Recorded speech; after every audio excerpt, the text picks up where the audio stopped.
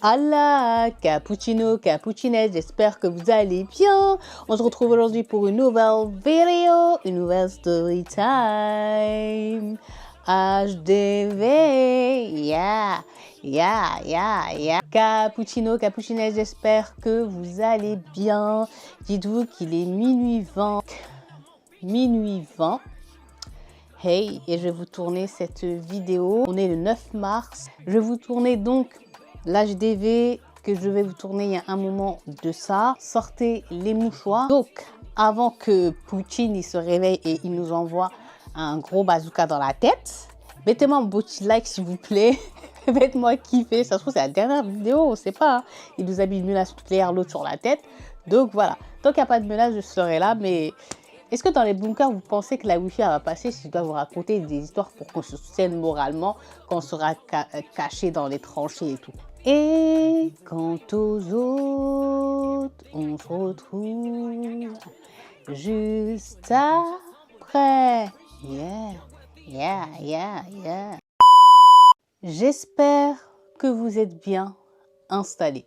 Donc, cappuccino, cappuccinette, pour cette nouvelle HDV qui veut dire histoire de vie, cette triste histoire de vie, je vous emmène où? Eh bien, je vous emmène avec moi, Inch'Allah, en Égypte et plus précisément dans la région d'El Bouhaïra. Et encore plus précisément, cette histoire, elle s'est passée en 2007. Mais c'est que maintenant, on va dire qu'elle a commencé à l'époque où l'histoire, en fait, elle s'est passée, elle avait fait une onde de choc, etc. Mais dernièrement, les gens, ils en ont reparlé, donc ça a ravivé, on va dire, cette histoire. Et c'est à ce moment-là que moi, j'en ai entendu parler. Donc cette histoire, comme je l'ai dit, elle s'est passée en Égypte et plus précisément Fel Bouhaïra, et elle s'est passée en campagne. On a un homme et une femme, donc un couple, qui sont un couple, on va dire, d'agriculteurs. Ils vivent de ce qu'ils récoltent et ça va très bien pour eux dans leur vie. Un jour, l'épouse, elle va se sentir mal, elle va se sentir fatiguée d'un seul coup et elle va commencer à se demander si ce ne serait pas les prémices d'une femme enceinte. Donc, pour enlever le choc, c'est-à-dire le doute, elle est partie à un hôpital, elle a vu un médecin, elle a fait des examens et ensuite on lui a annoncé bien, que ce qu'elle pressentait était vrai, elle était bel et bien enceinte. Donc elle était super contente, super heureuse car ça faisait maintenant quelques années déjà qu'elle était mariée, mais qu'elle et son mari avaient eu du mal à avoir un enfant. Donc là, elle n'a qu'une hâte, c'est de quitter l'hôpital et de rentrer auprès de son époux, lui annoncer cette nouvelle. Il voulait devenir père à tout prix. Aussi le père, comme il avait quelques terres, on va dire, et qu'il n'avait aucune aide à sa ferme, en fait, il voulait absolument avoir des enfants qui l'aideront par la suite bien, à maintenir les terres et la ferme, etc. Donc, quand cette femme elle est rentrée auprès de son époux, elle lui a annoncé la bonne nouvelle, il en a pleuré, dites-vous. Mais la mère, très vite, elle va commencer à faire un constat sur son mari. Le constat est le suivant, à chaque fois qu'il la voit ou à chaque fois qu'il va lui parler, il lui dit « Ok, prends soin de toi, mais moi, genre en gros, j'ai pas besoin de te dire, hein. Le garçon, on veut le garçon, je veux un garçon, je veux un garçon. » Comme s'il y avait un bouton sur le ventre de la mère, ou bien de chaque femme de cette terre qui est en grossesse, et elle va faire son choix, garçon ou fille. Ça, c'est Dieu qui donne en fait. Ce qui te donne, tu dis marhaba. Comme on dit, on demande juste soral kamila, c'est-à-dire que l'enfant il soit en bonne santé. Donc au début, l'épouse, elle disait rien, elle prenait sur elle soufflait, elle lui répondait pas et puis voilà. Mais à un moment donné, en fait, à chaque fois, le fait qu'il lui répète ça, je veux le garçon, attention, le garçon, tu ramènes un garçon. Un jour, elle a commencé à lui dire, écoute, garçon ou fille, ce que Dieu va nous donner, on va l'accueillir à bras ouverts. Ça fait des années qu'on se bat pour devenir parents. Aujourd'hui, Dieu, il nous a raham, c'est-à-dire aujourd'hui, Dieu, il nous a, ça y est, facilité. Donc, on dit bismillah, c'est-à-dire on accepte ce qu'il va nous donner. Fille, garçon, de toute manière, ça reste notre enfant. Nous, ce qu'on veut, c'est juste qu'il soit en excellente santé. C'est tout. Sauf que quand elle répondait cette réponse à son mari, elle voyait que très vite, ses yeux viraient au rouge et son visage se crispait jusqu'à ici sortait sa veine de colère, il fronçait ses rides et il la regardait mal et il lui disait « Plus jamais de ta vie, tu me parles de fille. Je te dis garçon, ce sera garçon. » Mais genre sans en abuser, réellement. En plus, il l'a menacée. Genre en gros, il est mieux pour toi que tu me ramènes sur cette terre khalifati, c'est-à-dire ma descendance, pour que mon nom y reste et pour que mon nom reste sur cette terre après, genre ma mort, il faut un garçon. Donc là, la femme, au lieu d'être contente de sa grossesse, d'en profiter, de vivre au jour le jour ces moments, voilà, qui sont juste magiques pour une femme, surtout qui va devenir mère pour la première fois, après tant d'années où elle a rêvé de l'être, mais elle n'arrivait pas à y parvenir, son mari lui engendre du stress, mais au-delà du stress, il lui engendre de la peur, parce qu'il lui fait de la pression psychologique suite à ses menaces, même quand il touche son ventre, le matin avant de partir à la terre, au travail, il dit pas « au revoir bébé »,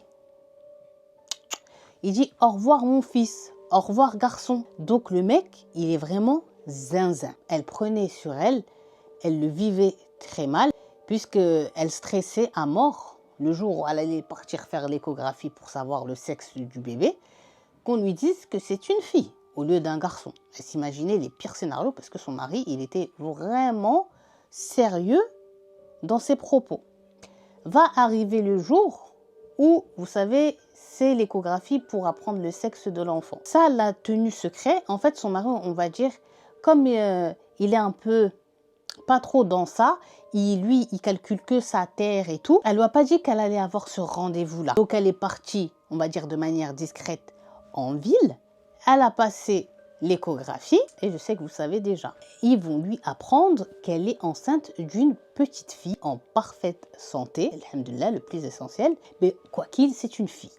Donc, la dame qui lui fait l'échographie lui dit félicitations, elle est heureuse pour elle.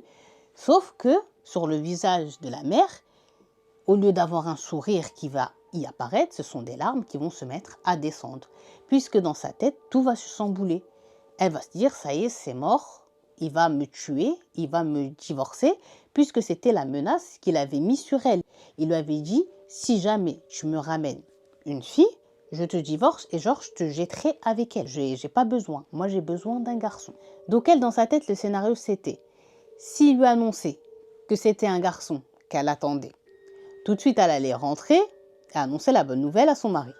Mais si c'était le contraire, à savoir qu'elle apprend qu'elle est enceinte d'une fille, elle allait le cacher. Et c'est ce qu'elle a fait. Elle n'a jamais dit à son mari qu'elle avait un rendez-vous pour savoir le sexe du bébé, etc. Et lui, comme il n'avait jamais eu d'enfant avant et qu'il ne s'intéressait pas à tout ça, elle fait genre comme si elle suivait une grossesse à l'ancienne. Et en plus, ce qu'il faut savoir, c'est que son mari, il lui avait fait un jour la menace, vraiment très grave, que si jamais tu apprends que c'est une fille et que tu vas me le cacher à l'accouchement et je vais apprendre que c'est une fille, genre en gros, je te punirai. Mais si genre tu l'apprends et que tu viens me dire que c'est une fille, sache que je t'obligerai à genre l'enlever. Il n'est pas fou cet homme. Donc c'est pour ça aussi qu'elle va garder le silence jusqu'au jour de la naissance. Aussi, il y a d'autres menaces choquantes du style, si jamais c'est une fille, je te tuerai soit toi, ou je la tuerai soit elle, ou bien je ferai d'une paire de coups, je vous tuerai toutes les deux. Encore une fois, la mère, c'est pour ça qu'elle avait peur de révéler qu'elle était enceinte d'une fille. Donc, le seul remède à la mère de supporter tout ça, c'était de faire la prière et de demander dans ses prières à Dieu de faire que le cœur de son mari s'adoucisse et que le jour de la naissance, quand il verra sa fille, son cœur il s'ouvre et il l'aime et il regrette ses propos et qu'il se sente con et qu'il accepte ce que Dieu lui a donné. C'était dans chaque prière, la mère, elle faisait que ces invocations-là. Et va passer les mois et voilà le jour de la naissance. Comme je vous ai dit, le père n'est toujours pas au courant qu'une petite fille s'apprête à venir au monde. Donc un matin, la mère elle va se lever, elle va avoir des douleurs, elle va perdre les os, il va la ramener à l'hôpital. Elle est en stress, elle tremble dans la voiture. Donc il parle avec elle encore, il rigole, il lui dit c'est bon, je vais voir mon petit gars, je vais voir mon fils, je vais voir mon fiston, je vais voir Khalifati, ma descendance. Milne Wallah, le meilleur cadeau que je vais t'acheter pour le cadeau énorme là que tu vas me ramener. Donc ils arrivent à l'hôpital, elle rentre en salle d'accouchement, lui il attend à l'extérieur et une infirmière va sortir avec la petite dans un linge rose. Donc tout de suite déjà, il va comprendre et elle va lui dire « Félicitations, vous avez eu une fille » et elle va lui tendre. Et dites-vous que c'est son enfant, c'est sa petite fille, elle est en parfaite santé, c'est un très beau bébé. Il va même pas, dites-vous, la regarder. Il va donner son dos à la sage-femme et il va quitter l'hôpital sans demander de nouvelles de sa femme, ni prendre son enfant, ni rien du tout. Quand elle va voir la mère, la sage-femme revenir avec le bébé et la sage-femme toute pâle, choquée de la scène qu'elle vient de vivre, elle va tout de suite comprendre son mari, il est trop en colère, quoi. Donc il n'a même pas voulu donner un prénom à l'enfant. C'est la mère qui a décidé d'appeler cette petite Habiba. Donc pendant tous les séjours de la mère à l'hôpital, elle n'a aucun message, elle n'a aucun appel et surtout aucune visite de la part de son mari. Même si elle essaye de l'appeler, même si elle lui envoie des messages, il ne lui répond pas. Elle essaye de passer avec des photos, des vidéos du bébé, mais là encore, il ne les ouvre même pas. Donc de là, la mère, elle sent que la situation elle va vraiment être compliquée pour qu'elle fasse accepter à son mari leur enfant. Donc, arrive le jour où la mère va sortir de l'hôpital et dites-vous que le père ne va même pas se déplacer. La mère va prendre un taxi et va rentrer toute seule chez elle. Quand elle va arriver, le père, il va même pas s'excuser, venir les accueillir, rien du tout. Donc la mère, elle va commencer à s'occuper de sa petite fille, tant bien que mal. Elle fournit pas beaucoup de lait, donc il lui faut le lait de la pharmacie. Mais le père, il ne veut pas aller en acheter. Il lui faut des couches, c'est pareil. La pauvre, c'est juste des connaissances à elle et des amis à elle et des membres de sa famille qui l'aident à subvenir tant bien que mal aux besoins de son enfant. Et le père, il fait que de les rabaisser, de les insulter, de les menacer. De les menacer de quoi? De les foutre à la rue. Il lui dit, j'ai pas besoin de toi et de cette bouche en plus qui va me servir à rien. Elle, je vais la nourrir, elle va grandir et elle sera dans une autre famille. Alors qu'un garçon, au moins, il aurait été toujours auprès de moi, auprès de son père. Elle va me servir à rien et toi aussi, pareil, tu vas me servir à rien. Je sens que ton ventre, il va ramener que des femmes sur cette terre. Le pire encore dans ça, dites-vous, c'est qu'il les abandonne à leur sort durant des jours, sans nourriture, ni pour la mère, et je vous dis même pas pour la petite, ni rien pour l'enfant. Il n'en avait strictement rien à faire de savoir si elles ont mangé, si elles sont bues, si elles sont en sécurité. Il s'en fichait. Il partait, il a abandonné même son travail, il a mis quelqu'un d'autre à sa place et lui, il partait passer des jours, voire des semaines chez sa famille sans donner aucune nouvelle. La mère, elle va décider d'en parler. Il y a un de ses frères, surtout très nerveux, il va aller voir sa sœur en lui disant, parce que la sœur en fait elle leur envoyait des messages et elle les appelait au secours, ramenez-moi à manger, j'ai plus de l'eau, j'ai plus de couches pour ma fille, j'ai plus de lait.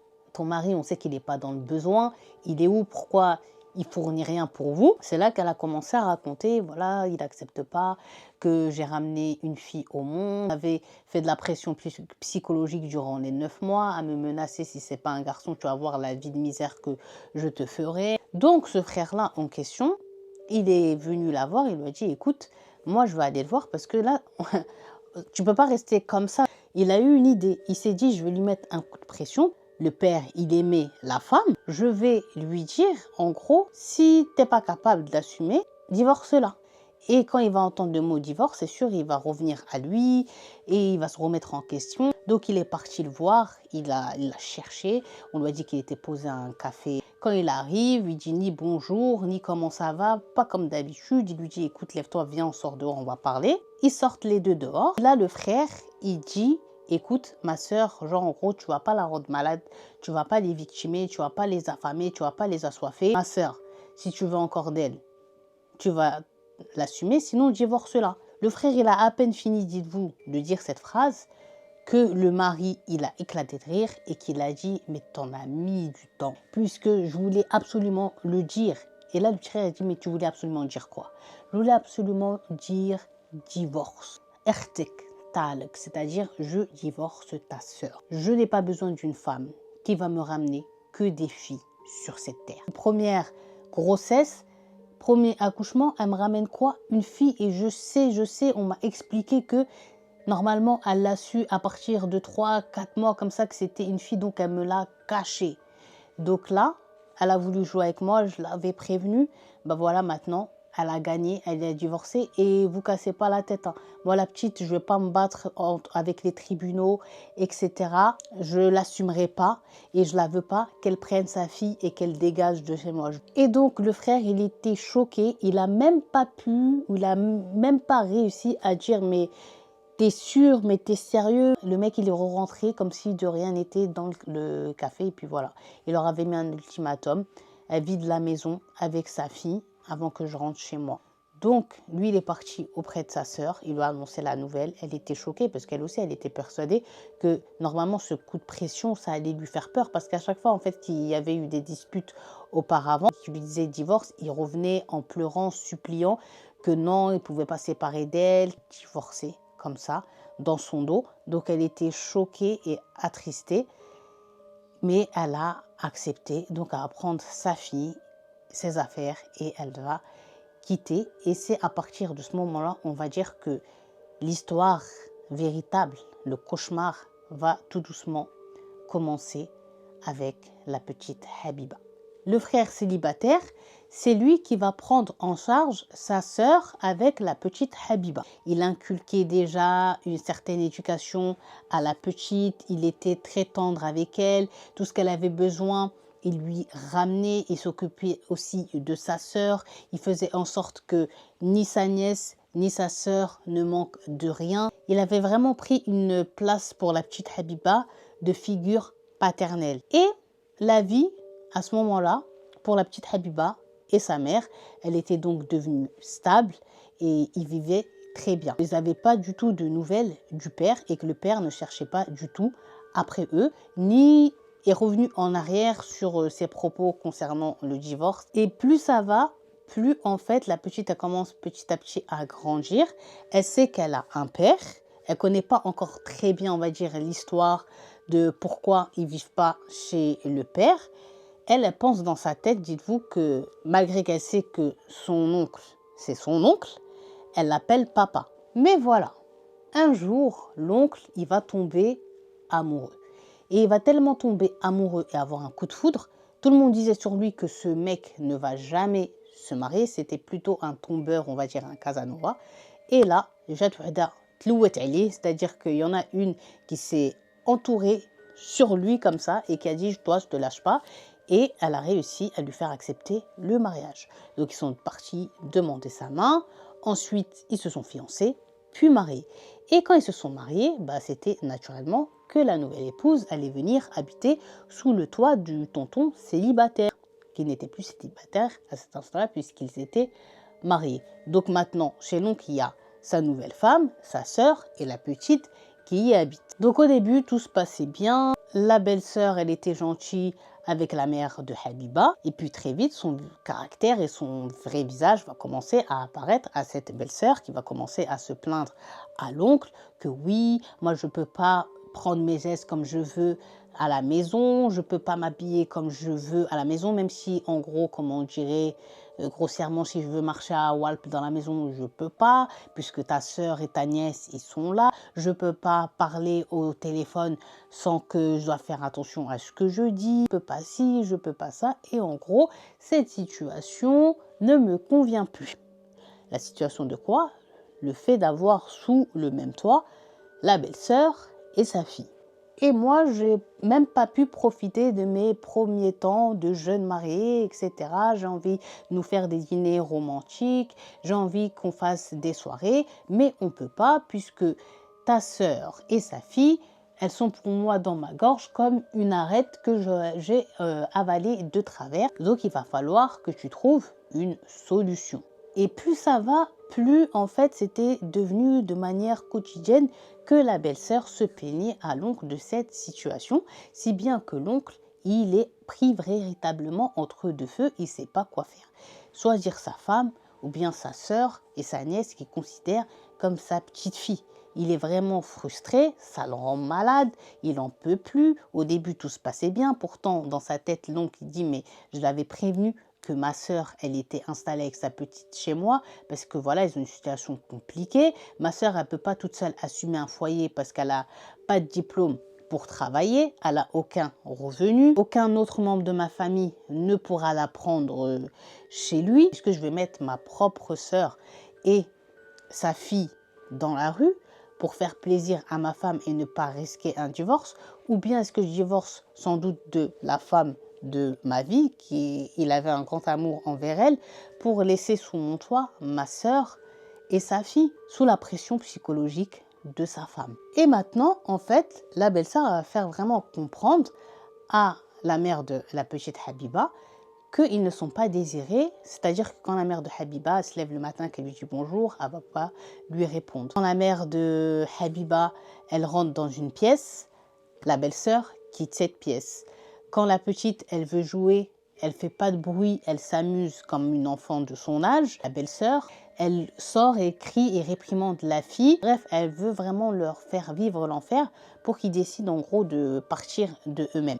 Mais malgré tout ça, la mère de la petite Habiba, en fait, elle a nulle part où aller, donc elle prend sur elle, on va dire, tous les sales coups que la nouvelle belle-sœur, elle fait. De plus, elle n'arrête pas la belle-sœur à chaque fois qu'il rentre du travail, l'oncle, ou qu'il vient pour dormir, ou qu'elle le croise, elle lui parle de ce sujet-là en criant bien fort pour que la petite Habiba et sa mère entendent qu'elle ne voulait plus d'eux.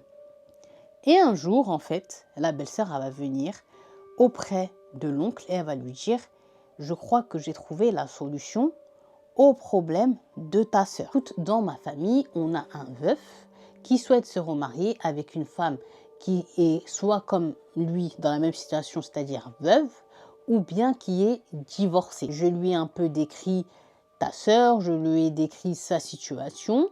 Et le mec, il a dit qu'il était OK, qu'il voulait venir genre la voir. Et si ils discutent et ils s'entendent sur les termes, etc., de leur futur potentiel mariage, genre ils se marient et au moins elle va partir et je serai enfin chez moi en paix. Donc l'oncle, il a trouvé que c'était une bonne solution parce qu'il sait que sa sœur, elle ne peut pas aller travailler. Il sait qu'elle pourra pas, donc si elle ne peut pas travailler, avoir un appartement ou un studio ou quelque chose parce qu'il faut payer le loyer, il faut faire les courses, etc. Vous savez. Donc pour lui, qu'un homme se marie avec elle et l'assume avec sa fille, c'était la meilleure des solutions. Écoute, il n'y a pas de problème. Organisez un rendez-vous qui vienne me la demander de manière officielle, qui lui donne tous ses droits de femme, c'est-à-dire dot, etc. et tout. Et après, elle prend sa valise et s'élève. La belle-sœur m'a sadqat khabar, c'est-à-dire elle était heureuse, elle a dit t'inquiète, elle a tout de suite répondu au mec, écoute c'est bon, viens le jour un tel, pour voir mon mari, comme ça vous parlez et tu vois aussi la nana, et si vous vous plaisez et si surtout vous êtes d'accord, vous vous mariez et s'il te plaît, comme ça tu me l'enlèves de chez moi. Donc arrive le fameux jour de la rencontre, parler avec le frère, avec la mère de Habiba, tout se passait bien, ils se sont mis d'accord, ils se sont plu, ils étaient OK pour voilà, se marier ensemble. Le seul truc que le mec va dire, c'est que voilà, moi le seul hic, c'est que je ne souhaite pas assumer une petite fille à ma charge qui n'est pas mon enfant. Et là, ça va jeter un froid dans la pièce. Surtout que la petite, voilà, son père, c'est pas comme si qu'il était mort. Son père, il est vivant. Donc, je ne vais pas l'assumer et je ne souhaite pas l'assumer. Et en réalité, je ne souhaite pas qu'elle vive avec nous. Donc, l'oncle, quand il entend tout ça, c'est comme si tu lui avais mis, il dit, une patate, une claque, tellement qu'il était choqué. Pourtant, d'après ce que sa femme elle lui a dit, il sait que la mère de Habiba elle a une enfant. Si vous êtes d'accord, juste moi voilà, je me marie et la petite, vous trouvez une solution, voilà. Sinon, genre en gros, j'irai voir ailleurs. Que la mère de Habiba, on va dire, elle a kiffé le mec. Et elle a commencé à réfléchir et à se dire, mais en vérité, le gars, il n'a pas tort. Son père, c'est pas comme s'il était enterré sous terre. Il est encore bel et bien vivant. Il l'a jamais assumé. Durant toutes ces années, c'est moi qui ai assumé avec mon frère la petite. Je ne vais pas, genre en gros, encore me priver d'un bonheur. J'ai le droit de vivre. Surtout qu'elle entendait les nombreuses disputes écrites entre son frère et sa femme. Et elle savait que c'était à cause de sa présence et de celle de sa fille que tout le problème et que toutes ces disputes étaient engendrées. Et que son frère, elle voyait bien qu'il aimait sa femme. Donc elle ne voulait pas qu'elle divorce parce qu'elle se sentirait coupable. Donc, elle a commencé à réfléchir. Écoutez, j'ai bien réfléchi. Ça fait quelques années, c'est moi qui ai assumé la petite. Bien sûr, avec ton aide, mon frère. Et ça, jamais j'oublierai. Tu as été pour nous, genre en gros, notre ange gardien. Mais maintenant, aujourd'hui, voilà, moi, je suis encore jeune. Et j'ai envie d'avoir d'autres enfants, de créer un foyer, un autre foyer qui n'est pas avec un mari malade comme celui que j'avais. Et aussi, j'entends toutes vos disputes et je sais très bien que, voilà, surtout que vous êtes des jeunes mariés, que vous avez envie de vous retrouver à deux et que je ne dois pas être là. Donc moi, le mec, il m'a plu et j'ai bien envie d'essayer quelque chose avec lui. Concernant la petite, j'ai réfléchi et la seule solution que j'ai trouvée, c'est que je dois retourner la petite à son père. La petite, maintenant, elle a quelques années. C'est sûr que quand il va la voir, il va avoir le cœur attendri envers elle et qu'il va vouloir se rattraper les années qu'il n'a pas passées avec celle-ci. Et voilà, c'est à son tour. Moi, j'ai fait le taf au début et maintenant, lui, il va faire le travail à la fin.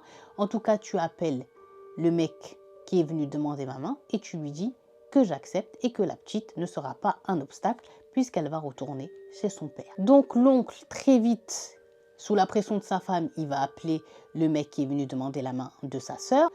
Et très vite, il va y avoir un mariage. Et concernant le sort de la petite Habiba, elle va se retrouver chez son père. Donc à ce moment-là de l'histoire, la petite Habiba, elle est âgée de 5 ans. Elle n'a jamais vu son père de sa vie. Là, elle va le voir, elle est âgée de 5 ans. Sa mère, elle va la prendre, ils vont monter au village. Elle a grandi qu'en ville. Déjà, pour une petite, c'est dur. Elle arrive au village, elle arrive devant la maison de son père avec sa mère. La première chose, c'est le père, il va reconnaître donc sa femme et il sait que bien sûr la petite qu'avec elle, c'est sa fille. Il va se redresser, c'est pas il va courir vers eux, regretter, pleurer, dire des paroles gentilles. Il va leur dire « Oh, stop, stop, stop, stop, vous arrêtez tout de suite et faites demi-tour et dégagez de chez moi, dégagez, dégagez, dégagez, dégagez. » Donc là, la mère, elle va dire « Je vais nulle part, maintenant, moi je suis fatiguée, ça fait 5 ans, je me suis battue, j'ai tout fait pour ta fille, maintenant, genre, en gros, je suis arrivée au bout et j'ai besoin d'aide et tu vas assumer, tu vas aider, tu vas élever ta petite. » Parce que sinon, elle va se retrouver où elle va se retrouver à la rue. Il faut qu'elle mange, il faut qu'elle soit sous un toit. Et c'est toi maintenant qui vas assumer. De quelle fille tu parles? Moi, j'ai qu'une fille que j'ai eue avec ma deuxième épouse qui m'a donné 4 garçons. C'est pour ça que cette fille, je l'accepte. Puisqu'au début, les garçons sont venus ensuite elle. Donc tu vas reprendre ta fille, pas notre fille, pas notre enfant, ta fille. Et tu prends la porte. Et que je ne revoie plus jamais ni ton ombre ni celle de ta fille. Vous ne revenez plus jamais ici.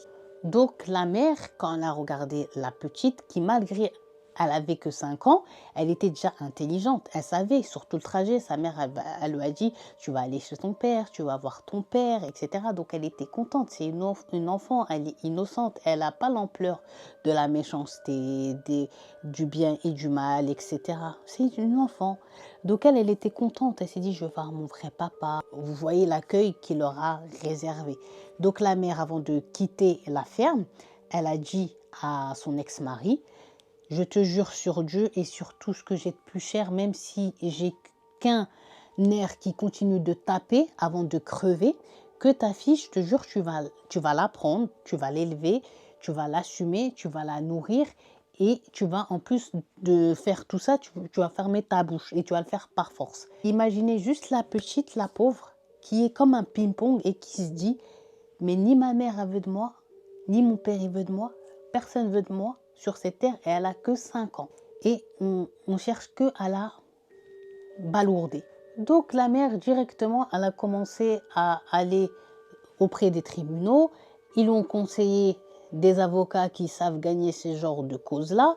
Ensuite, elle a dit aux avocats, voilà, qu'elle devait se marier, qu'elle a toujours assumé sa fille, lui qu'il n'a jamais donné aucune pension alimentaire concernant la petite, et qu'aujourd'hui, moi, j'ai pas demandé genre l'argent des pensions alimentaires qu'il devait lui donner depuis sa naissance jusqu'à ses 5 ans, mais je demande juste qu'il la prenne sous son toit et qu'il l'éduque et qu'il l'élève comme ses autres enfants. Très vite, la nouvelle, elle a commencé à se répandre dans le village du père. Déjà, les gens du village, quand ils ont vu Habiba revenir après 5 ans, ils étaient choqués. Donc très vite, voilà, elle a appelé des connaissances à elle au village. Genre, remontez-lui l'info. J'ai fait tout ce qu'il fallait faire qanounienne, c'est-à-dire au niveau de la loi. Et la petite, il va la voir. Donc, la nouvelle, je vous ai dit, elle est partie auprès de tout le monde. Je voudrais faire une pause. Je vous jure que j'ai galéré. Je suis en âge. Mon trépied, je crois qu'il est en train de me lâcher. Il est en train de mourir. Il faut que j'en investisse dans un autre.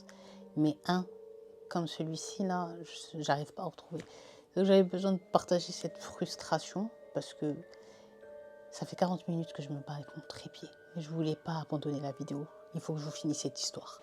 Donc là, ce qui se passe, je vous disais, c'est que la mère, elle a commencé la procédure, on va dire, judiciaire pour attaquer son mari. La nouvelle, elle a commencé à se répandre auprès des gens parce qu'elle avait contacté, je vous l'ai dit, des gens du village et tout ça pour que ça arrive bien aux oreilles du père de sa fille.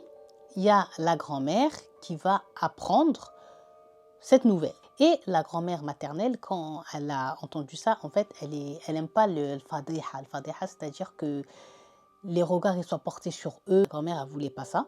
Donc, elle a appelé sa fille, elle lui a dit, écoute, vu que ni toi, ni ton mari, vous voulez de la petite, moi je la veux. Moi je veux la prendre, je vais m'en occuper et je vais l'élever et je vais l'assumer comme si c'était ma fille. Elle a ni besoin de toi, ni besoin de lui.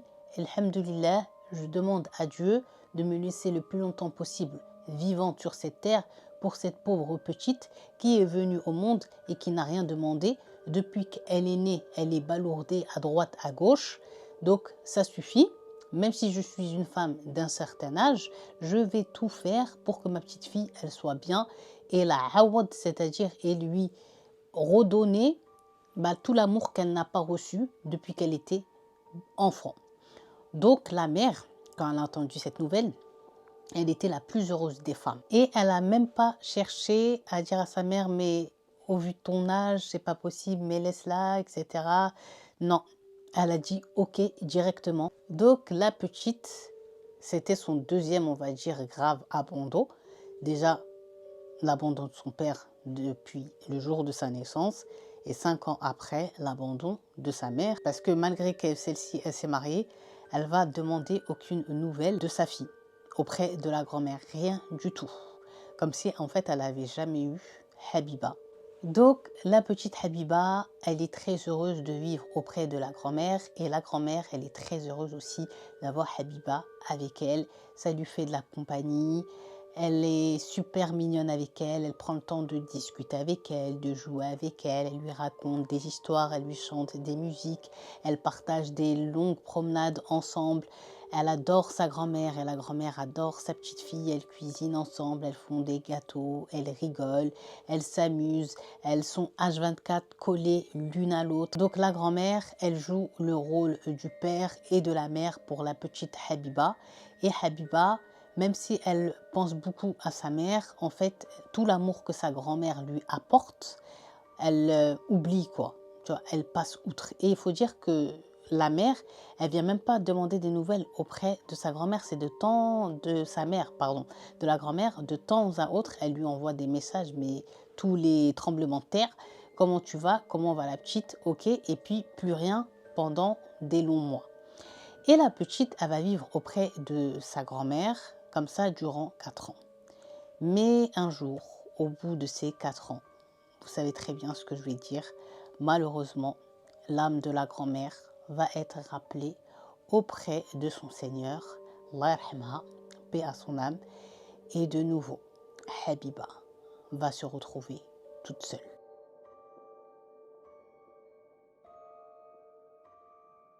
Donc aujourd'hui, Habiba n'est plus âgée de 5 ans, mais elle est âgée de 9 ans. Et donc, elle a tout perdu. Elle a perdu, on va dire, son pilier, son principal repère, la seule personne qui, depuis qu'elle est sur cette terre, l'a aimée de tout son cœur, l'a protégée, l'a choyée, l'a gâtée. Elle perd sa grand-mère, son pilier. Donc là, je vous ai dit, elle a 9 ans. Donc Habiba, du haut de ses 9 ans, elle essaye de contacter en vain sa mère. Juste pour lui dire déjà que la grand-mère, elle est morte. Mais comme je vous dis, c'est une fois tous les tremblements de terre qu'elle a des nouvelles de sa fille. Ce qui fait qu'elle ne lui répond pas. Surtout que quand elle voit le numéro de sa fille, elle ne veut pas lui répondre. De peur qu'elle lui demande de venir la chercher, de la prendre avec elle, etc. Elle lui envoyait aussi des messages. Elle ne lui répondait pas.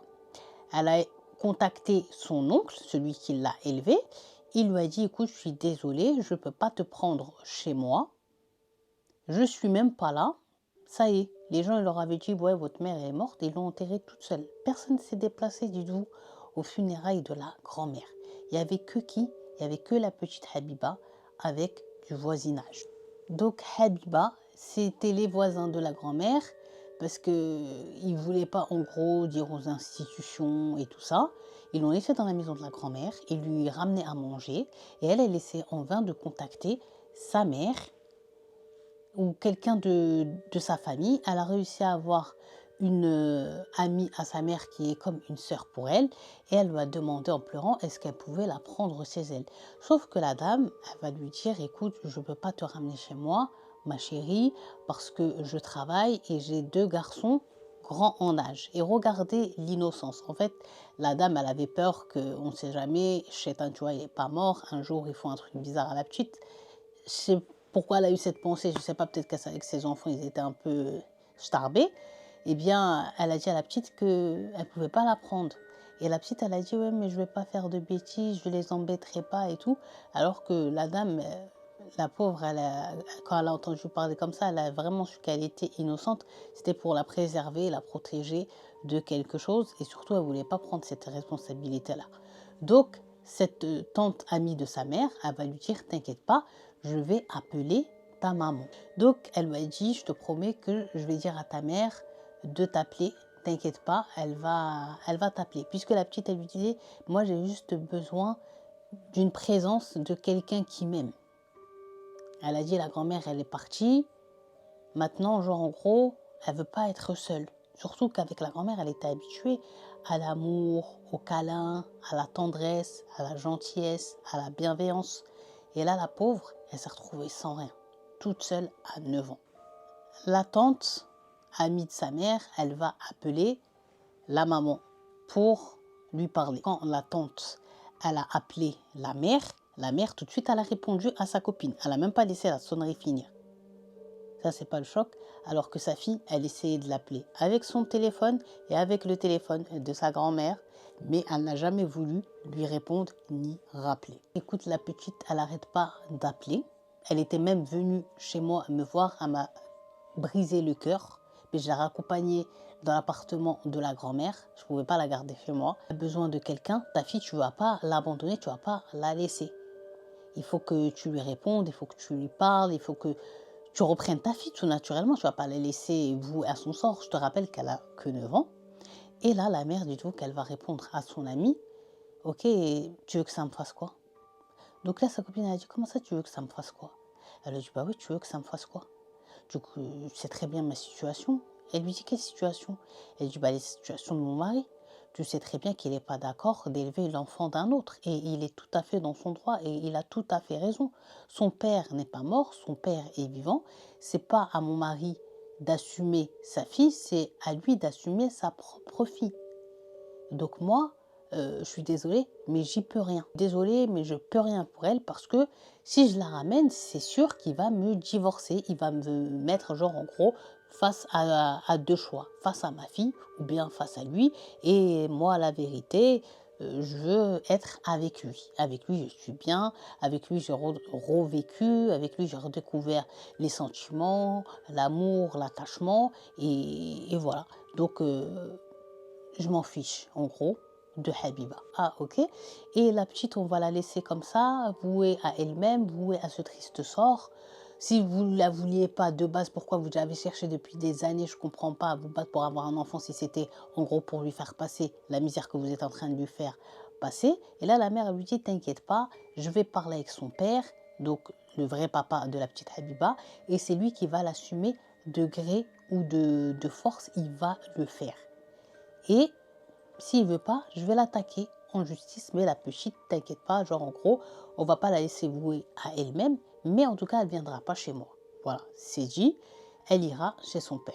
Donc l'amie, le lendemain, quand elle sort du travail, elle passe dans l'appartement de la grand-mère où la petite Habiba était sous la surveillance, on va dire, des voisins et tout. Et elle va lui dire, écoute ma chérie, hier j'ai parlé avec ta mère et la situation, elle est compliquée. Tu vas devoir retourner chez ton père puisque ni ta mère, ni ton oncle, ni moi, on peut te prendre. Donc là, la petite, ses yeux vont se remplir de larmes. Elle va commencer à pleurer et d'une voix tremblante, elle va dire à sa tante amie de sa mère, genre, maman ne veut pas de moi. Malgré qu'elle sait que grand-mère n'est plus sur la terre, maman ne veut toujours pas de moi. La tante, pour rattraper la situation, elle lui dit non, c'est pas ça, mais ta mère, elle veut vraiment que ton père il te connaisse et que tu fasses connaissance avec lui, etc. C'est pour ça, t'inquiète pas, la situation, elle va s'arranger, arrête de pleurer. La mère, avec son amie, ils ont pris la petite Habiba, ils lui ont rangé toutes ses affaires dans une petite valise. De toute façon, elle en avait pas énormément, la pauvre, et ils sont partis chez le père. Le père, encore une fois, il a voulu faire son cinéma quand il les a vus arriver, et là, la mère, elle lui a dit, écoute, là, la petite, elle va rester ici, elle va rester chez toi. Ma mère, elle est morte, il n'y a plus personne qui peut la prendre, mon frère, il peut pas, sa femme ne voudra jamais, mon mari, il ne veut pas, elle n'a pas d'autre famille que toi. Donc c'est toi qui vas la prendre, tu vas l'assumer, et si tu veux pas l'assumer, pas de problème, je vais partir au palais de justice. Est-ce que ma mère ne m'a pas laissé faire, c'est-à-dire finir la procédure? Je vais l'entamer, mais cette fois-ci, je vais réclamer toutes les pensions alimentaires depuis sa naissance. J'aurai aucun mal à prouver et à faire attester que tu n'as jamais versé un seul centime pour ta fille. Et imagine, fais le calcul, ça te fait sur 9 ans que tu devras me rendre. Donc réfléchis avec toi-même si tu vas assumer. Donc pour toi, le mieux, c'est que tu prennes la fille sans cinéma, sans problème, que tu la fasses vivre avec ton épouse et tes enfants, comme ça elle aura aussi des frères et sœurs, et que tu t'en occupes et que tu l'assumes. Voilà. Et si tu l'assumes et tu fais ça, jamais j'irai au tribunal. Vraiment, c'est ce qu'on peut appeler les pires parents de la terre. Et tous ces discours, toutes ces discussions, c'est toi qui vas la garder, non, c'est toi qui vas la garder, moi j'en veux pas, et ben moi non plus. Tout ça, ça se passe devant les yeux et à l'entendre de ses oreilles, la petite Habiba. Donc là, le père, tout de suite, il a commencé à faire son calcul, surtout qu'il était très près de ses joues et un gros radin. Donc là, il a commencé à bugger et surtout à bégayer. Et il va faire silence. Laissez-moi juste le temps pour convaincre ma femme, lui en parler, amener la chose, qu'elle accepte la situation et je prendrai la petite. Là, c'est la tante amie de sa mère qui va sauter, qui va dire, écoute, il n'y a ni de temps, ni pas temps, tu as eu 9 ans frère, tu as eu 9 ans, donc tu vas la prendre maintenant. Donc ne commence pas à vouloir m'endormir, il faut que j'en parle à ma femme, il faut que je fasse accepter, etc. Tu vois l'ouverture, l'entrée de ta porte, je ne bougerai pas d'ici tant que, genre, tu vas pas prendre la petite. On reste là, on est là devant la porte jusqu'à ce que tu décides de prendre la petite. On ne redécollera plus, on partira plus. Et tu sais quoi? Au lieu de perdre du temps comme ça, rentre tout de suite. Ta femme, elle est là ou elle n'est pas là? Il leur dit, elle est là. Ok, si elle est là, tu vas, tu rentres, tu parles, tu lui dis, voilà, il se passe ça, ça, ça, ça, ça, voilà ce que je risque. Donc il est mieux pour nous qu'on prenne la petite et qu'elle grandisse parmi ses autres frères et sœurs. Sinon, je vais être dans une sauce. Et tout de suite, tu vas et tu rentres et tu demandes à ta femme. Donc là, quand il a vu que la mère de la petite Habiba et que sa copine, ils étaient déter à pas bouger, le mec, il aura nul autre choix que de rentrer pour discuter avec sa femme. Il va rentrer à l'intérieur de la maison et il va vouloir en aviser sa femme. Sauf que sa femme, elle va lui dire, écoute, j'ai tout entendu ce qui s'est passé. Elle avait laissé une oreille traîner. Et tu sais quoi? Sors et va leur dire que tu es d'accord. Lui-même, il est choqué et surpris. Il lui dit quoi? Elle lui a dit, je t'ai dit, tu sors, tu dis que tu es d'accord, tu prends la valise de la petite, tu lui rentres la petite, et puis voilà, elle va vivre ici. Donc là, le père, pourquoi il va être autant choqué? C'est parce qu'il sait très bien que sa deuxième épouse déteste la petite sans même l'avoir ni vue, ni parlé, ni rien du tout. Elle connaît rien sur elle, elle sait juste que c'est la fille de la première, c'est tout. Elle dise à son mari, sors, tu la rentres avec sa valise et t'acceptes et tu les laisses repartir et elle va rester avec nous. Il était choqué. Mais il va ressortir et il va en aviser la mère et son ami. Ma femme, elle est d'accord. Donc, quand Habiba elle va rentrer, il dit que sa mère ne lui dit même pas au revoir. Il n'y a que l'ami de sa mère qui lui fait un bisou et un câlin, qui part, mais pas très sereine, mais qui doit partir quand même. Et puis voilà. Une fois qu'ils sont partis, elle rentre à l'intérieur de la maison. Donc, la petite, elle est triste, pleine de peur aussi, parce qu'elle ne sait pas où elle va vivre et tout, malgré que c'est son géniteur, ça reste un étranger, quoi. Et là, ce qui va se passer, c'est que une fois rentrée à l'intérieur de la maison, elle va avoir une fille qui est un peu plus petite que elle et 3 garçons plus grands. Et donc, elle est contente parce qu'elle a gagné des frères et une petite sœur. Donc, elle commence à vouloir parler avec eux, jouer avec eux, savoir sa chambre, elle est où, savoir comment il s'appelle. Bref, voilà, normal. Et là, la belle-mère, elle va la surprendre en lui disant « Arrête-toi ». Et elle dit à ses enfants « Regardez, voilà la nouvelle Kheddama », c'est-à-dire voilà la nouvelle petite bonne. Voilà notre femme de ménage. Là, la petite Habiba, elle était tellement choquée, tellement pas prête à ça et surtout à cet accueil qu'elle va vouloir parler et elle va parler et elle va dire « Ana ya khala », genre moi ma tante, « Mo Kheddama », je ne suis pas une Kheddama, je ne suis pas une petite femme de ménage, je suis la fille de mon père. Et elle se tourne vers son père et lui dit « Ah, vrai papa, sahaba, genre en gros que je suis ta fille. » Le père, il a eu aucune réaction, genre il a rien acquiescé, il a pas dit oui, il a rien dit, il a gardé le silence, il a regardé sa fille sans aucune émotion, ça ne l'a même pas touché, il n'a même pas dit à sa femme « Mais qu'est-ce que tu racontes, qu'est-ce que tu dis ?» La belle-mère, elle va s'avancer, elle va se poster devant Habiba et elle va monter sa main jusqu'au ciel et la redescendre sur le visage de la petite Habiba. Elle a baffé en la menaçant. Plus jamais de ta vie tu me contredis. J'ai dit que tu étais une kheddama, j'ai dit que tu étais la bonne, donc tu es la bonne. As-tu compris ou pas? Tu veux de l'autre côté de ta joue que je te rajoute une autre baffe. Donc là, la petite a été tellement sonnée, choquée, jusqu'à que même les autres enfants, ils avaient vibré. Elle va pleurer et répondre « Ana khaddama », genre en gros, je suis la bonne. Donc là, la belle-mère, elle fait bien comprendre à la petite Habiba que ici, elle ne sera jamais considérée comme une enfant, comme une sœur, comme une rien du tout, mais plutôt comme une moins que rien. Elle lui a fait comprendre leur souffre-douleur et celle qui fera tout le ménage de la maison. Moins respectée, vous savez, que Cendrillon, un truc de fou. Et à peine elle est rentrée dans cette maison que son cauchemar et que ses nombreux calvaires vont commencer. Elle va lui faire laver le linge à la main alors que les machines à laver existaient et qu'ils en avaient une à la maison. Mais ça l'amusait de la voir laver à la main le linge de toute leur famille. Ensuite, elle lui faisait ranger toutes les pièces de cette maison. Celle qui devait aller aux courses, celle qui devait cuisiner, celle qui devait tout rangé, tout. Et aucun de ses frères, ni sa petite sœur, n'a essayé ou n'a voulu lui porter secours ou lui donner de l'aide ou rien faire. Donc en gros, le plan de la belle-mère, c'était tout simplement de vouloir que Habiba un jour en ait tellement marre qu'elle décide de prendre la fuite et de partir, de sortir de cette misère-là. Comme ça, en gros, aux yeux des gens, ils seront bien vus.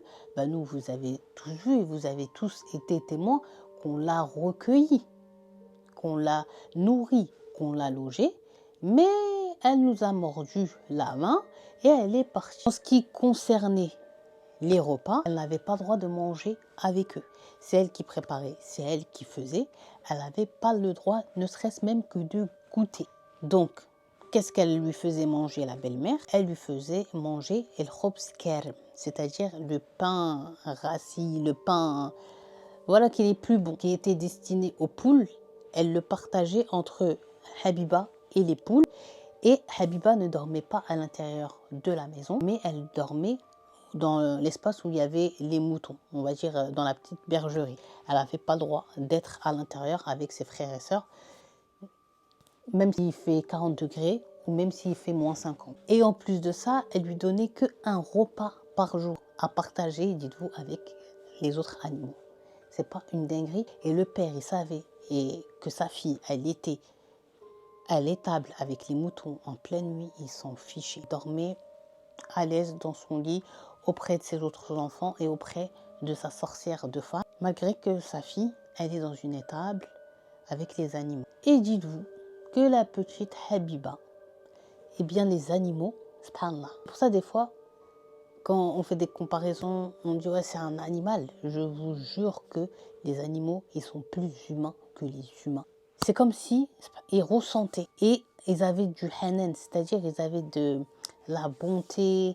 Ils étaient trop câlins avec Habiba. Ils lui apportaient soutien, alors que, comme dirait l'autre, c'est que censé être des animaux. Alors que les animaux, c'était son géniteur, son épouse et les enfants. Donc les gens, le voisinage, il a commencé à voir ce cirque.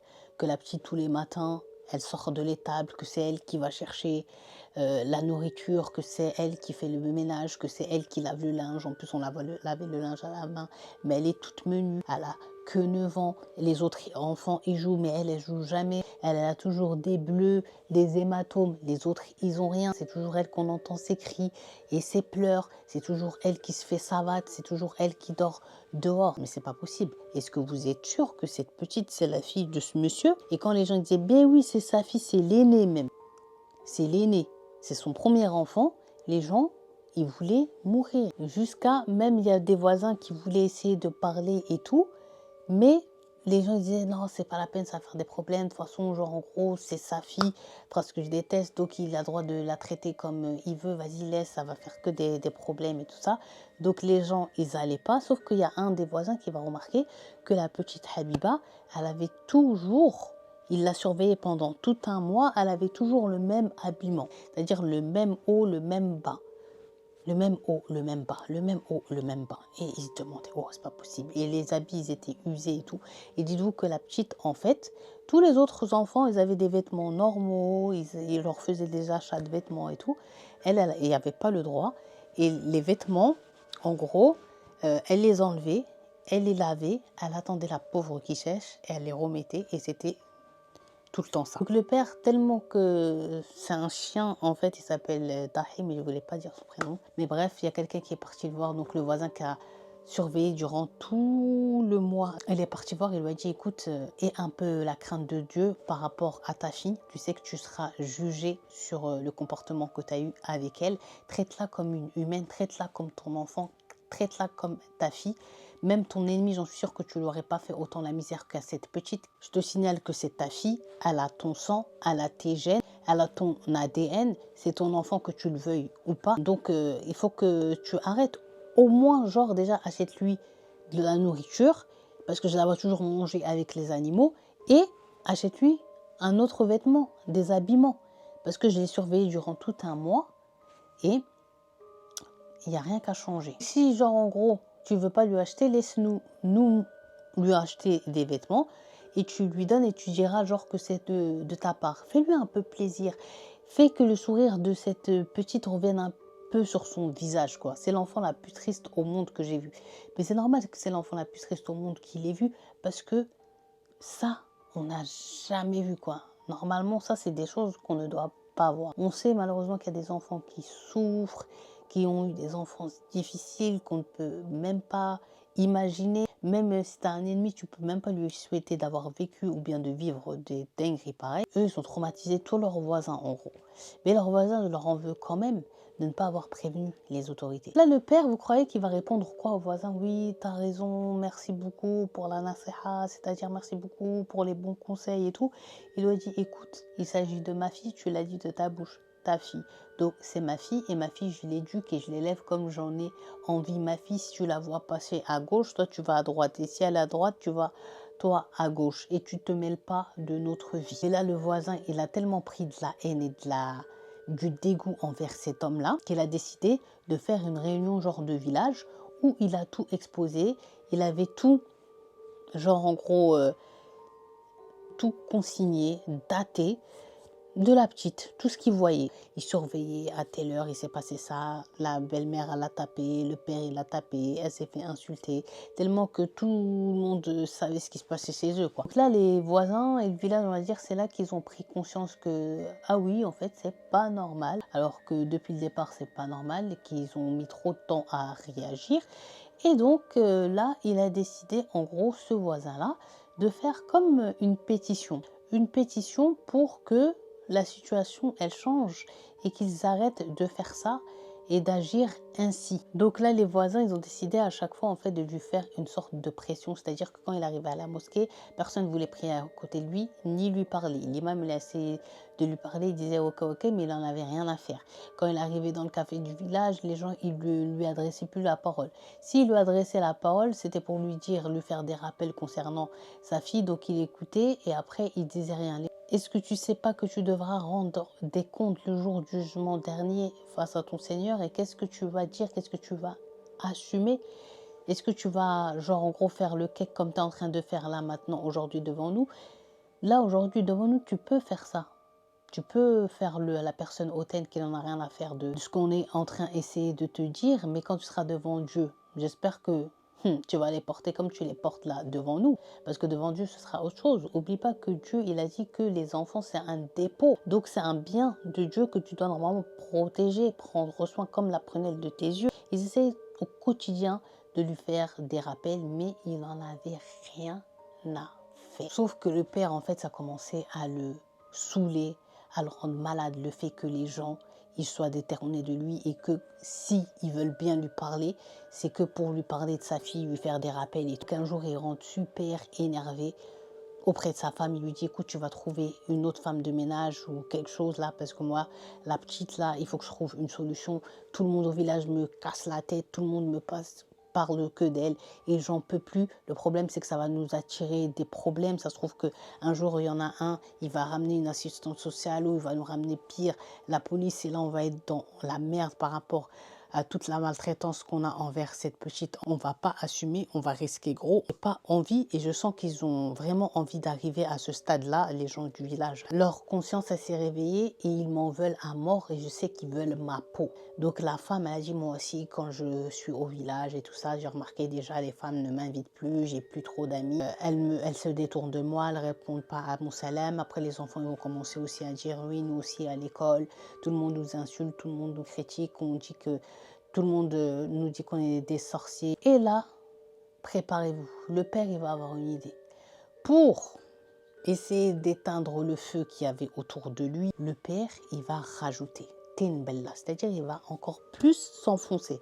Qu'est-ce qu'il va faire? Il a un frère à lui qui travaille et qui habite en Arabie Saoudite et qui vient de temps à autre. C'est-à-dire même, il peut venir au bout de 2 ans de l'Arabie Saoudite. Il va décider, comme ce frère-là, qui est en Arabie Saoudite, il avait laissé ses clés au père de la petite Habiba, de son appartement, d'aller l'enfermer dans l'appartement de son frère. Sauf que, c'est pas il va l'enfermer dans l'appartement, il va l'enfermer dans une pièce de l'appartement. Il va la retenir captive. L'appartement, il est grand, il est spacieux et il va l'enfermer dans une pièce, toute seule. Donc dites-vous que la chambre en question dans laquelle il va l'enfermer, il y a un matelas tout mince, mais il n'y a rien d'autre. Il n'y a pas de toilette, il n'y a pas de couverture, il n'y a rien. L'appartement, il est dans l'obscurité, c'est-à-dire qu'il n'y a même pas d'électricité, puisque le frère, il n'est pas là, donc il n'y a pas d'électricité. Donc il y avait un petit balcon dans la chambre où elle était.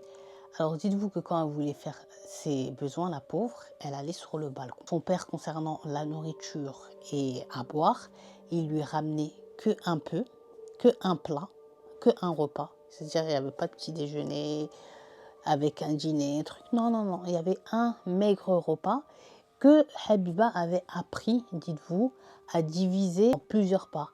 Puisqu'elle savait, par exemple, son père il est venu lundi, il réapparaîtra que jeudi. C'était ça, elle savait. Donc elle calculait qu'il faut qu'elle laisse un peu pour le lundi, pour le mardi, pour mercredi. Et jeudi, il va revenir, donc le reste ce sera pour vendredi, samedi. Que 9 ans et regardez les calculs et la vie de stress dans laquelle elle était. Quand le père il décide de la ramener là-bas, dites-vous que maintenant on est en plein été et qu'il faisait chaud. Et je vous ai dit, à zéro électricité, la chambre dans laquelle elle est enfermée. Le frère en Arabie Saoudite, il n'est pas du tout au courant de ce que son frère ait fait. Mais par contre, les voisins de l'immeuble, ils vont commencer à constater. Donc, qu'est-ce qui va se passer? C'est que la petite, je vous ai dit, on est en plein été. Comment ils vont constater les voisins? C'est parce que comme il n'y a pas de moukayef, c'est-à-dire il n'y a pas de clim, la petite, le soir, elle n'arrive pas à dormir à l'intérieur de la chambre. Donc elle décide de dormir sur le balcon où il reste encore les impuretés, soit d'urine, soit de sel. C'est vraiment catastrophique. Et elle dort là-bas, la pauvre, juste pour essayer d'avoir un peu d'oxygène. Dans tout ça, ce qui est chelou, c'est qu'en face de l'appartement de l'oncle, de son immeuble, il y a un autre immeuble. Ensuite, les voisins, ils voyaient. Mais personne n'a trouvé bizarre de voir une petite seule de 9 ans qui fait ses besoins sur un balcon, qui dort même sur ce balcon, qui a l'air malade, qui a l'air fragile, qui a l'air palote, qui a l'air très faible. Personne décide d'alerter, de s'alarmer, de demander, de savoir. Non. Ils n'ont pas peur. Et la petite elle dort sur le balcon, ils disent pas, oh, peut-être elle peut tomber, rien. Et dites-vous que la petite Habiba va rester dans cette situation insupportable, critique, grave, vraiment destructrice durant 4 mois. Où tous les soirs, elle s'allonge et elle regarde les étoiles, la lune, le ciel, où elle se fait des petits scénarios, où elle se fait des petits rêves à elle-même, où elle repense à sa grand-mère. Voilà, elle vit comme ça, puisque à l'intérieur de la maison, surtout la nuit, elle a peur, puisqu'elle a l'impression d'entendre des bruits, puisqu'elle a l'impression d'entendre des pas. Et c'est normal, la maison un jour quotidiennement est vide, donc c'est normal, vous savez avec l'histoire que je vous raconte, que sans doute la maison de son oncle, elle était habitée. Et donc ça se manifestait, ça voulait lui faire peur. Mais je pense qu'ils n'ont pas trop assisté parce que eux-mêmes, j'en suis sûre que les choses, ils ont eu pitié de la situation de cette petite, plus que ses voisins, plus que les humains. Et je veux vraiment revenir sur les voisins. Il n'y a vraiment aucune personne qui s'est alarmée, qui a dit non, il faut contacter la police, c'est bizarre. Mais au moins contacter, bande de cons, contacter la police, contacter les autorités, parler, même si ils vont y aller, après c'est un truc au final, ouais, exemple, hein.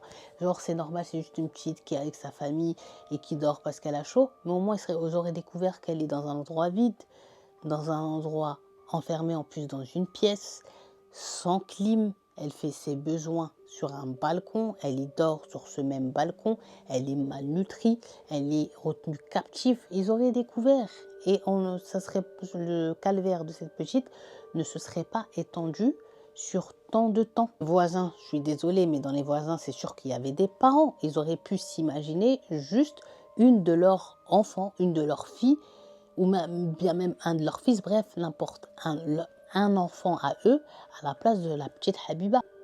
Il faut alerter quand il y a quelque chose de bizarre qui se passe devant vos yeux et que vous trouvez que la situation, elle est anormale. Il ne faut pas hésiter. Les autorités, les SOS, les associations et tout, ils ne sont pas là pour faire déco. Ils sont là pour ça. Donc là, on arrive à l'Eid al-Adha, où une catastrophe va arriver. On est le jour de l'Eid, tous les voisins ont fait leur rite, leur sacrifice et ils sont tous en train de cuisiner la viande du mouton.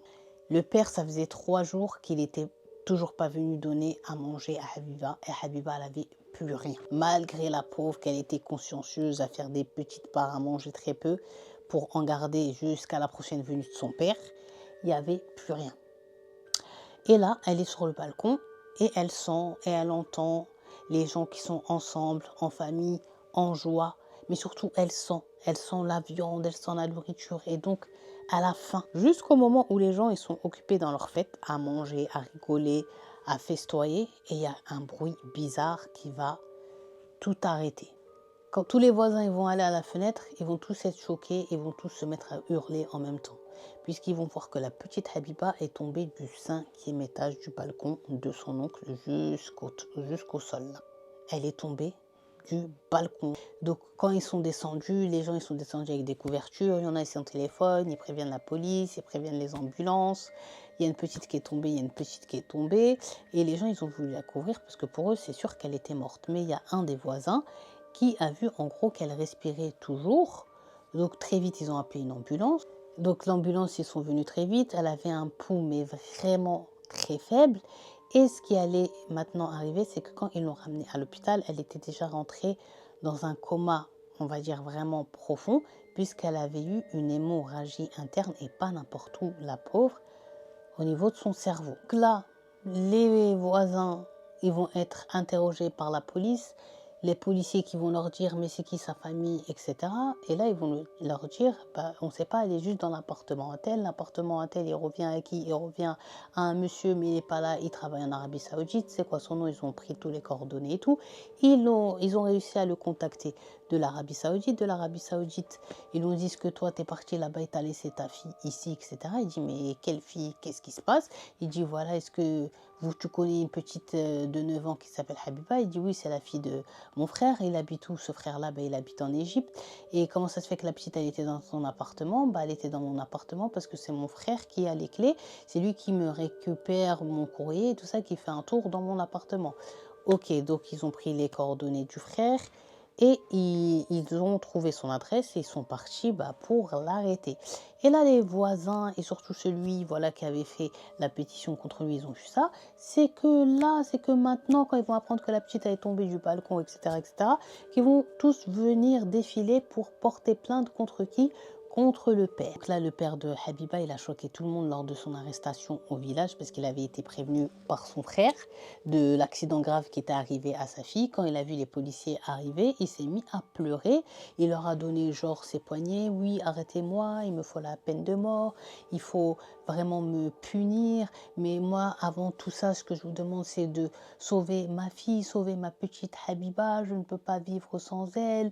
C'est la prunelle de mes yeux. C'est ma première fille. C'est mon premier enfant. C'est mon premier bonheur. En salle d'interrogatoire, malgré qu'ils ont cherché de trouver et tout, genre pour les policiers, et c'est là que ça me dégoûte et c'est là que vous serez dégoûtés, c'était pas assez probant les preuves à son encontre pour eux. Et donc en gros, ils n'ont pas voulu, je pense, se casser la tête et ils ont décidé de relâcher le père. Malgré tous les témoignages qu'ils ont apportés, les gens du village, il s'en est sorti ce chien. Et c'est là, moi, que ça me dégoûte, alors qu'ils avaient tout donné comme information, même si c'est avec du retard. Le voisinage et les gens, les policiers l'ont relâché. Et dites-vous, le père, que quand ils l'ont relâché, avec les grosses lames de crocodile qui venaient de lâcher en salle d'interrogatoire et lors de son arrestation, on aurait pu aller oser espérer que c'était pour lui le déclic et non, j'ai trop fauté, je vais me rattraper. On aurait pu croire qu'il allait courir tout de suite aux urgences à l'hôpital auprès de sa fille. Dites-vous qu'il est rentré chez lui comme si de rien n'était et qu'il n'a pas du tout bougé à l'hôpital. Il n'est jamais parti auprès de sa fille. Et elle va rester comme ça un certain temps à l'hôpital sans jamais avoir aucune visite, ni du père, ni de sa mère, ni de l'ami de sa mère, qu'on peut considérer comme sa tante, ni de son oncle. qui, pour lui, elle était telle que sa fille. Ils ont tous été au courant de ce qui lui était arrivé et personne n'est jamais venu à son chevet. Et elle va rester ainsi jusqu'à ce que le Seigneur décide de la rappeler à lui.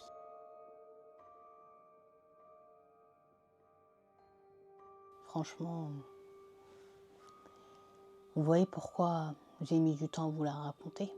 C'est parce que ça détruit le cœur en humanité quand tu entends de tels récits, de telles histoires. Et moi, dans tout ça, ce qui me dégoûte, c'est, je me demande en fait, jusqu'à aujourd'hui, comment sa mère, son père, son oncle, les voisins, la tante, les gens qui ont croisé son chemin, comment ils font pour se regarder dans une glace, pour continuer de vivre normalement, de respirer, d'être bien, de ne pas craindre ce qui les attend demain là-bas, le jour du jugement. Cette petite, certes aujourd'hui au paradis, avec tout ce qu'elle a vécu, elle est dans le haq, elle est dans la maison de la vérité, elle est Jannat al-Naïm, dans le jardin d'Éden, elle est avec des enfants anges comme elle. Voilà, elle est bien. Mais il va arriver le jugement. Qu'est-ce qu'elle va dire, elle, le jour du jugement à ses parents? Ce ne sera pas elle qui va pleurer. Ce sera ses parents qui vont pleurer. Parce qu'ils savent. Eux, l'enfer, il leur est tout près. Ils l'ont dit ni pardon, ils l'ont haddab. Sa mère, elle l'a jeté. Mais son père, il l'a jeté et maltraité. Tu vois? Ah, mais la mère aussi. C'est ton enfant, tes entrailles. Je pense aux parents qui ont du mal à procréer, que c'est leur combat. Pourtant, eux, c'était leur cas. Mais je sais pas, cette coutume de garçon. D'ailleurs, je suis en train de regarder une série qui s'appelle Abdul Bennett, que j'ai snappé, en fait, vite fait comme ça, que j'ai mis sur TikTok. Et le TikTok, il a été emballé parce que le sujet, en fait, il a attiré. Ça commence pareil, c'est une femme qui a été menacée par son mari, puisqu'elle avait déjà mis au monde, je crois, 3 ou 4 filles. Et elle était enceinte de son 3e ou la 4e enfant, je ne sais plus. Et son mari lui a dit, je te préviens d'avance, si cette fois-ci encore c'est une fille, je te divorcerai. Et elle a fait un échange de bébés. Elle a pris à une femme qui est enceinte d'un garçon, son garçon, et elle lui a donné sa fille.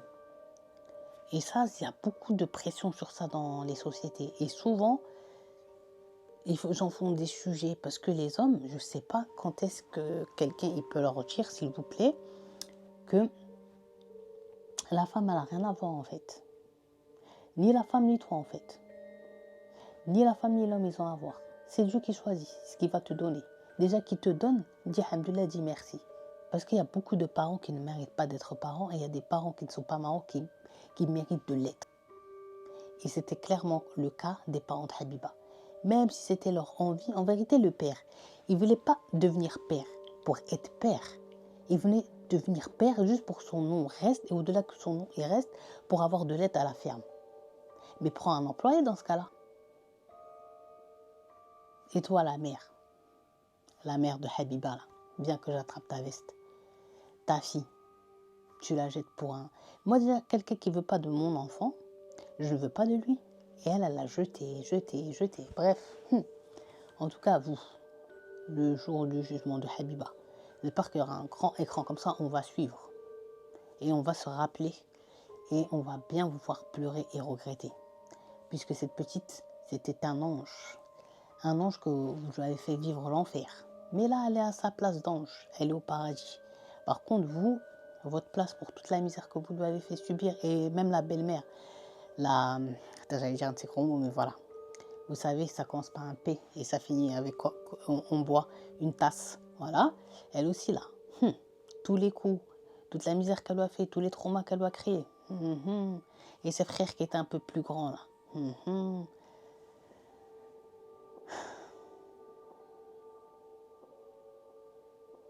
Même si pour eux, la petite, elle est tombée, c'est considéré pour eux comme un accident, c'est un meurtre. Et ils sont tous complices de ce meurtre. C'est un meurtre. Ils l'ont tous tué. Ils l'ont tous tué.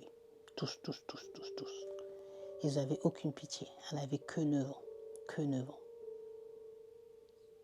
C'est horrible. Pourtant, la mère, je vous jure qu'elle va donner un prénom.